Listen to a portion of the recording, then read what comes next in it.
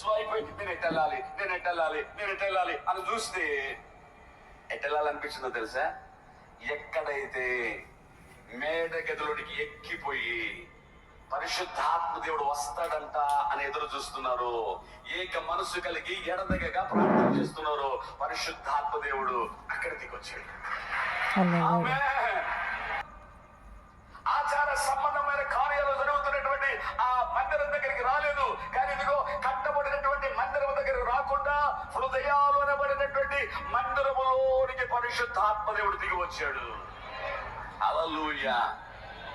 అప్పటికి వాళ్ళందరూ వచ్చారు కదా, ఇక్కడ ఆత్మచేత నింపబడ్డారు, భాషలో మాట్లాడుతున్నారు. ఏం జరుగుతుంది అని వాళ్ళందరూ కూడా వచ్చేసి చూశారు. ఆ దినము గమనించాలి.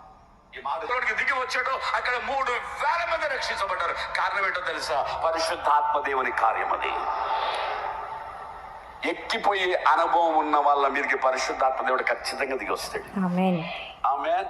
నీ ఆధ్యాత్మిక జీవితంలో నువ్వు ఎక్కడానికి ఇష్టం లేకపోతే, నీ ఆధ్యాత్మిక జీవితాన్ని కట్టుకోవడానికి ఇష్టం లేకపోతే, క్రీస్తు స్వారూప్యంలోనికి మారాలన్నటువంటి అనుభవం నువ్వు రాకపోతే, పరిశుద్ధాత్మ దేవుడు నీ జీవితంలో కార్యం చేయలేడు.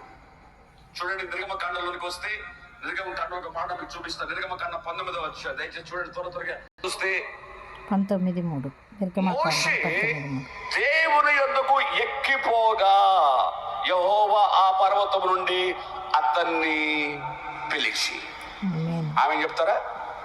హలో,